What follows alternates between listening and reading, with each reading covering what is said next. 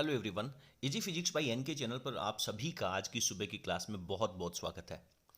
आज हम एक बहुत महत्वपूर्ण टॉपिक पढ़ने वाले हैं। बोर्ड परीक्षा 2022 के लिए बड़ा इंपॉर्टेंट है क्योंकि इसमें से एक नंबर का प्रश्न जो है वो यहाँ से निकलता है। हमारा टॉपिक है क्षय नियतांक, डीके कांस्टेंट। ये हमारे चैप्टर नंबर 13 में यानी नाभिकीय के चैप्टर का महत्वपूर्ण पॉइंट है। चलिए इस टॉपिक को मैं थोड़ा सा पीछे से कनेक्ट करता हूँ। पिछले वीडियो में आप लोगों ने जब रेडियो सक्रियता का नियम पढ़ा था और रदरफोर्ड सोडी का नियम पढ़ा था, तब हमने पढ़ा था कि नाभिकों के विघटन की दर यानी dN/dt, और विघटन के लिए हमने यहाँ पे माइनस लगाया था।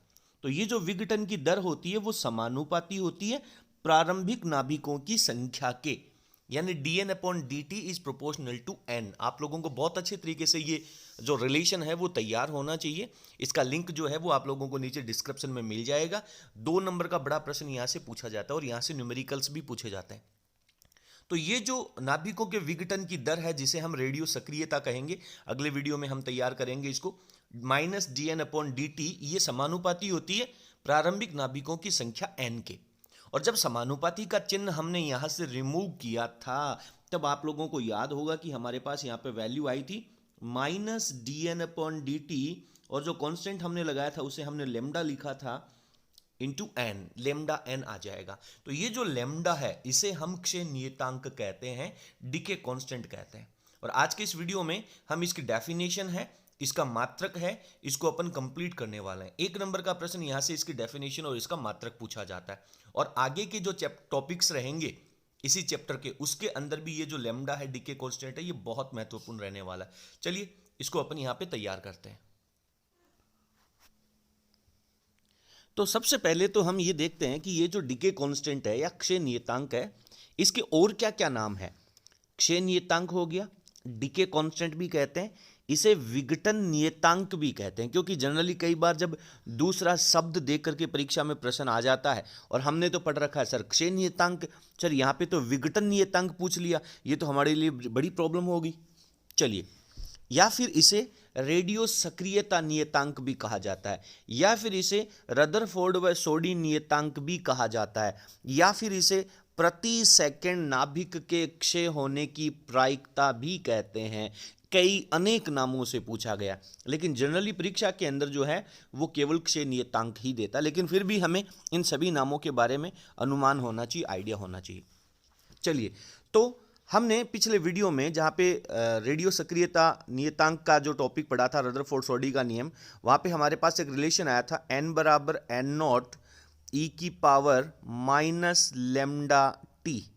ठीक है, तो यहाँ पे हम इस लेमडा को परिभाषित करना चाहते हैं। तो मान लीजिए कि ये जो लेमडा है ये उस समय के व्युत्क्रम के बराबर है। मान लीजिए कौन से समय के व्युत्क्रम के बराबर, जिस समय में नाभिकों के विघटन की जो दर है वो dN/dt है, -dN/dt है, और वो किसके समानुपाती होती है, प्रारंभिक नाभिकों की संख्या n के समानुपाती होती है। तो ये वो समय है जिस समय के बाद में हम विघटन की कहानी पढ़ रहे हैं।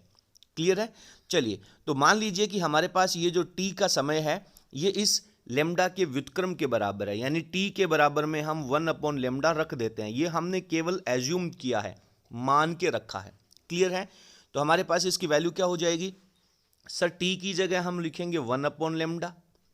तो यहाँ पे हमारे पास वैल्यू क्या आ जाएगी, तो रदरफोर्ड सोडी के नियम से हमारे पास रिलेशन आया था n/n0 e⁻ और यहाँ पे हम t की जगह रखने वाले हैं 1/λ। तो रख लीजिए, तो n बराबर सर n0 हो जाएगा, e⁻ चल रहा है, और t की जगह हम लिख देते हैं 1/λ। तो लेमडा से लेमडा कैंसिल आउट हो जाएगा और हमारे पास वैल्यू रह जाएगी e⁻⁻1। n बराबर n0 e⁻⁻1, और पावर -1 है, इसको हम डिवाइड में ले जाते हैं तो 1/e लिख देते हैं। तो फाइनली हमारे पास वैल्यू आ जाती है n बराबर n0/e। ये n0 क्या है, प्रारंभिक नाभिकों की संख्या, सर्वप्रथम जब t का मान 0 है। ये n क्या है, ये उस समय के नाभिक, बचे हुए नाभिक हैं, अविघटित नाभिक हैं, शेष नाभिक हैं जो t समय बाद में बचे थे। क्लियर है। तो हमारे पास जो अविघटित नाभिक बचे हैं वो प्रारंभिक नाभिकों के अंदर e से डिवाइड करने पर वैल्यू के तुल्य आएगा, और ये वो समय है जो उस लेमडा के व्युत्क्रमानुपाती है। अभी आप लोगों ने मैथमेटिकल कहानी पढ़ी है, अब हम इसके डेफिनेशन भी पढ़ेंगे। अतः किसी रेडियो एक्टिव पदार्थ का क्षय नियतांक, हमने क्या लिखा था, T बराबर 1/λ।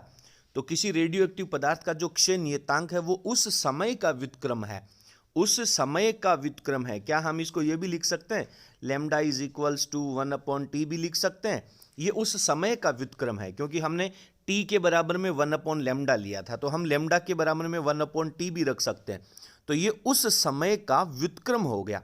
कौन से समय का व्युत्क्रम हो गया, ये उस समय के व्युत्क्रम है जिसमें सक्रिय रेडियो एक्टिव परमाणुओं अर्थात अविघटित नाभिकों की जो संख्या है वो अपनी प्रारंभिक नाभिकों की संख्या यानी जो n0 की वैल्यू है उसकी 1/e गुना रह जाती है। यहां पे देख रहे हैं आप लोग, n0 इंटू 1/e गुना रह जाती है, और e जो है वो एक्सपोनेंशियल कांस्टेंट होता है, और इसकी जो वैल्यू है वो हम लोग बड़े अच्छे से जानते हैं। क्लियर है? तो आप इस e की जो वैल्यू है वो अभी आप लोगों को याद रखनी चाहिए। और e की जो वैल्यू होती है, e का जो मान होता है हमारे पास वो होता है e इज इक्वल्स टू 2.718 होता है। ये बात आप लोगों को अच्छी तरीके से याद रखनी है। इसे एक्सपोनेंशियल कांस्टेंट कहते हैं और इसकी वैल्यू 2.718 होती है।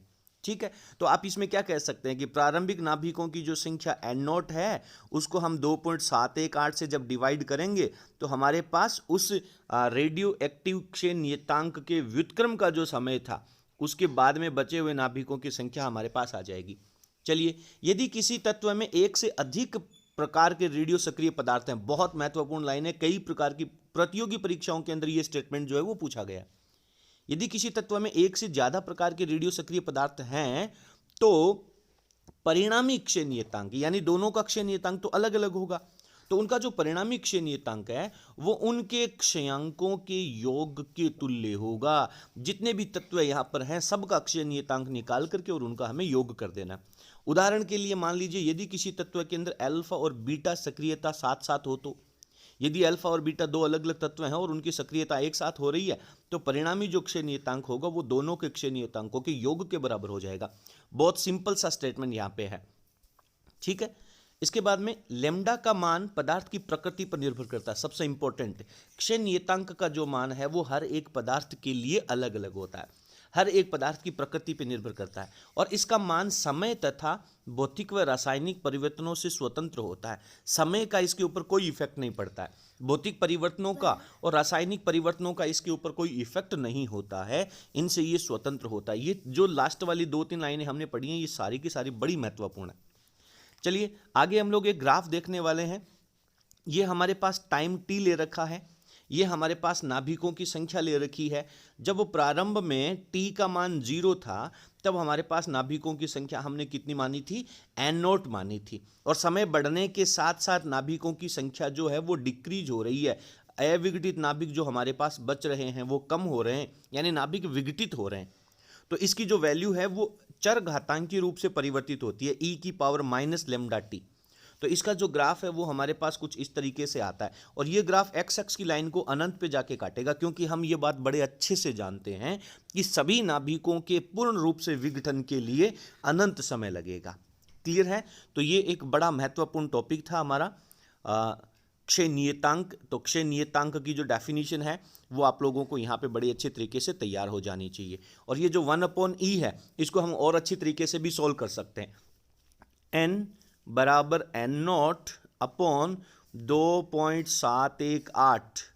तो 2.718 की वैल्यू जब अपन इसमें डिवाइड करेंगे तो लगभग हमारे पास कितना बचेगा, लगभग हमारे पास 37% आ जाएगा। यदि मैं इसको प्रतिशत में बदलना चाहूंगा तो इसको 100 से मल्टीप्लाई करना पड़ेगा। क्लियर है? तो प्रतिशत का चिन्ह हमारे पास इसके आगे लग जाएगा। तो अगर हम इसको 2.718 से 100 को डिवाइड करेंगे तो हमारे पास वैल्यू आ जाएगी n बराबर 37 n0%।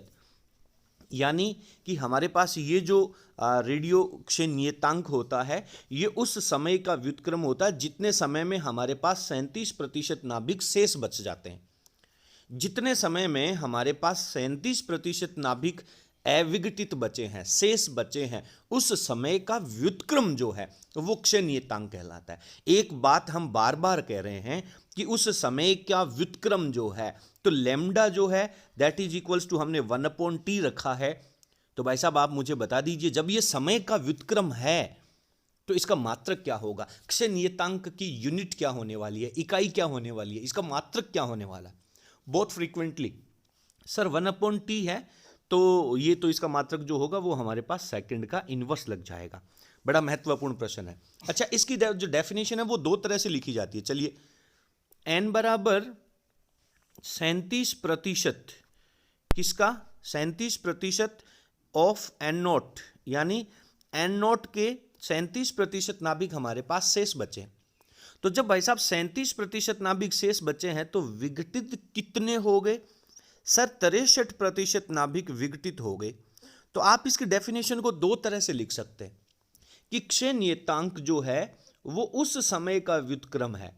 कौन से समय का, जितने समय में या तो हम लिख सकते हैं कि 63% नाभिक विघटित हो चुके हैं, या फिर हम लिख सकते हैं 37% नाभिक हमारे पास अविघटित बचे हैं। वो जो समय है, एक ही तो बात है, एक ही बात को हमने दो अलग अलग तरीकों से लिखा है। 63% नाभिक विघटित हो चुके हैं, 37% नाभिक अविघटित हमारे पास शेष बचे हैं। वो जो समय है, उस समय का जो व्युत्क्रम है उसे हम क्षय नियतांक कहते हैं। बहुत इंपॉर्टेंट सटीक परिभाषा। तो उम्मीद करता हूं कि आप लोगों को ये जो स्टेटमेंट है, ये जो क्षय नियतांक का टॉपिक है, वो बहुत अच्छी तरीके से समझ में आ गया होगा। यदि आपको ये वीडियो पसंद आया हो तो प्लीज़ आप इस वीडियो को लाइक करें, और आप सभी से अनुरोध है कि अपने सभी फ्रेंड्स के साथ वीडियो का जो लिंक है वो आप शेयर जरूर करें। इसी प्रकार से और बाकी वीडियोस को प्राप्त करने के लिए चैनल को सब्सक्राइब करें और उसके पास लगे बेल आइकन को प्रेस करें ताकि आगे आने वाले वीडियो का नोटिफिकेशन आप लोगों को समय के ऊपर मिल सके। बहुत बहुत धन्यवाद। Thank you.